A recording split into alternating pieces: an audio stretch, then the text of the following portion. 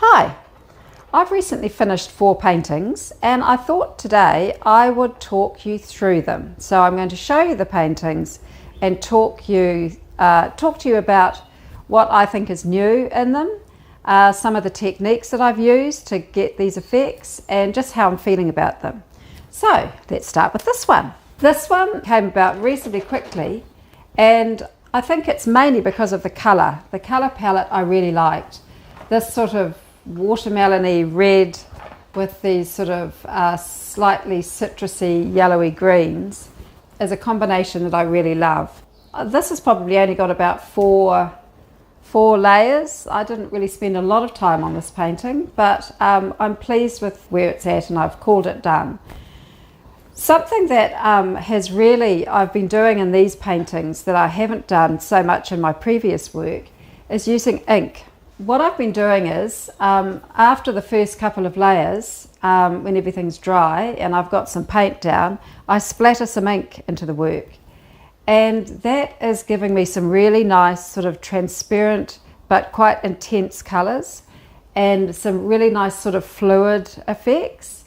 And you can see them here. So you get some nice sort of splatters that happen, and you get these sort of soft sort of colours that are acting like a glaze, but I have a little bit more intensity than a glaze, and I'm seeing that through here.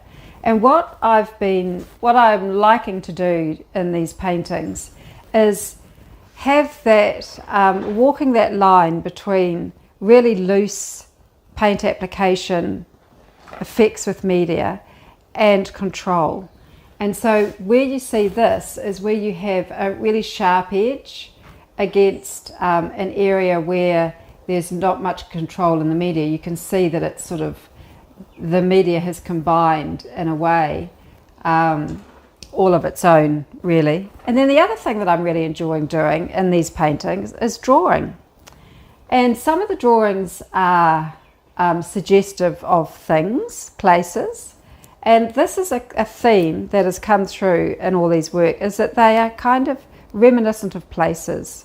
This one has got a sort of a feeling of like a house up here maybe, and I've put a fence over here, and down here I've got my little goatee, and it's kind of like a patchwork field, and within that there are drawings. Some of them are very 4-year-old drawings, so they're like the very naive type of drawing, almost like a scribble here. And others are more carefully done so that they actually do suggest something.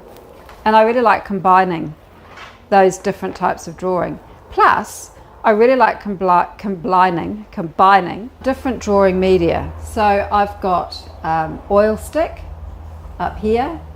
This is oil stick. I've got paint pens in here. I've got a pencil here. They all give you a different type of line, and I really like those differences in the work. So that's that one, and this one sort of feels to me like it's a place that has a lot of warmth. It's deeply rooted into your memory. Anyway, that's that one. Let's have a look at another one.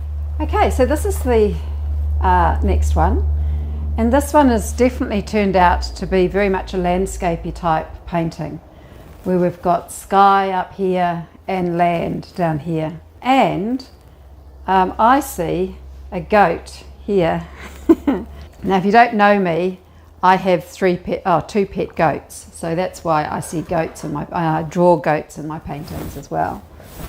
So this one has got a lot of the same sort of things as the other one. It's got a lot of the loose paintwork, the inks, the drawing. I've sort of even drawn myself as a little girl.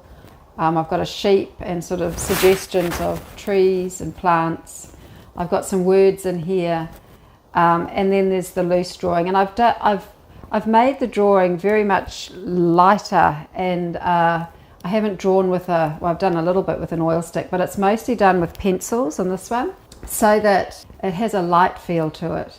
And the colours are kind of lighter.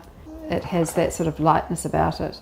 Yeah, so once again, this is loose inks and paints and loose drawing, along with control, and perhaps a little bit less control than the last one. So I've got a lot more sort of softer edges. And what I'm really liking in this one, I like this transitions in colour, but the colours are very much close in tone and value. So these sort of light transitions through here, and paint that is sort of thicker, shapes that are more defined, and then these really soft edges. And that's what I'm liking in this. It's the softness and a few little punches of hard edge, but mostly it's soft in this painting. So that's this one. And the other thing that I really like is these edges, that I'm really into these edges that sort of suggest sort of history to the painting, that there's layers underneath, there's things behind what we see.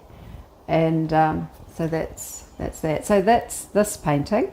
Let's move on to the next. Okay, so this is the third one, and in this one's really a lot bolder. It's got much sort of harder edges in it. It's got these really strong sort of horizontals and these verticals that are coming through as well. And I really like this corner down here with this line. So this is giving me a direction for future work, is to have more openness and more of this drawing that sort of is very lightly connected to the shapes that are there. Interestingly, this painting I actually painted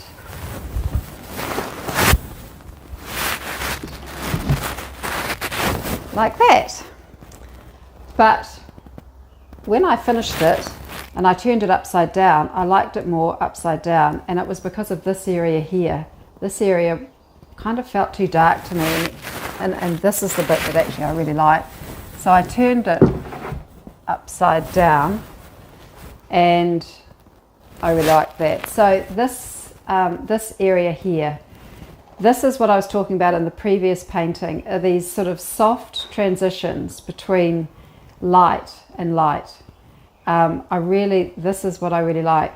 And then of course you have to have some strong transitions as well between light and dark, and you get that in other places as well.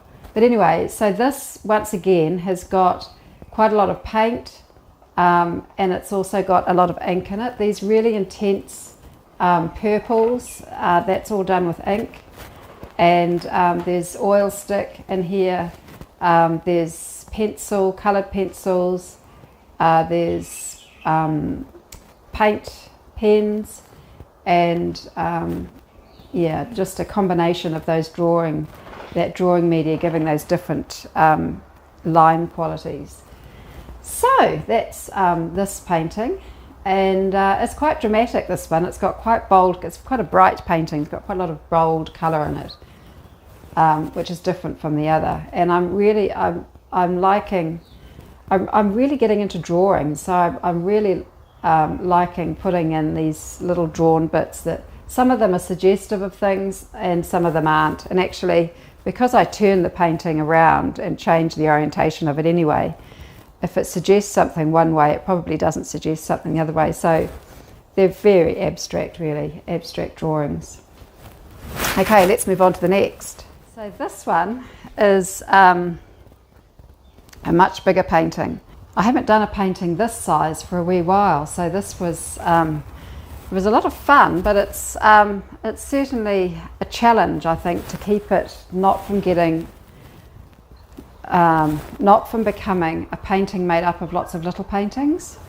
So keeping it feeling big. So this painting is definitely feeling landscapey, and for a while actually it wasn't. I was painting it vertically, but then I did turn it back. So once again, it's combining a lot of the paint with ink, washes, and this is just purely ink here. But one of the things that I do like to do is to have these little, I've really come in with these lines that are repeated through here. I like that definition, that hard definition. and that repeated sort of thing coming through, it's almost like I don't know, almost like it sets up a pattern, or it's like a stepping stone or something to walk you through the painting. In this one I've also added a bit of text. There's text here, there's text up here, and there's text over here. What I've done with the text is each time I've put text in, it's done slightly differently. So it's scratched in here. This one here is written but with a very naive hand, so that you can't really read what it says. And the one at the top up here is scratched, but then I've put paint over the top of it as well, so that you really can only see that when you come up close.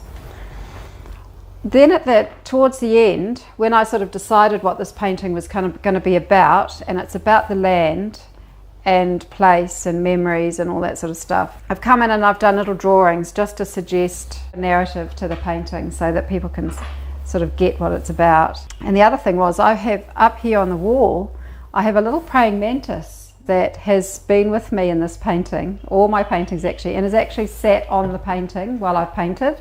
And so I drew him over here in my very naive way. We came over with a little bit of paint in the end, so we've kind of, I think we've lost its head. Yeah, I think we have. But anyway, you can see its body. I feel like this painting, to me, is talking about sort of the history of the land and how it changes. So that's that one. And these paintings, previously when I've painted, my paintings have taken they take a lot of iterations, and they take a good few months for me to work through a series and finish them. These ones, I don't even think I've been at them for a month, maybe a little bit over a month. But they feel done to me, and I'm really pleased that I'm finding my direction a lot sooner, and but still maintaining the history and the texture and the layering and the interest in the surface. It doesn't have a thinness about it, which was previously what I was trying to avoid in finishing a painting too soon, was having that thin quality about it where you can almost see the canvas underneath the paint. But these don't. I think they're full of stuff. So anyway, that's where I'm up to, and where I go next is another 4 or 5 paintings, might do a few more this time, and just continuing with this theme of loose application against controlling edges, having sharp edges next to the looseness, and just sort of integrating that with drawing as well. So I'll keep you posted.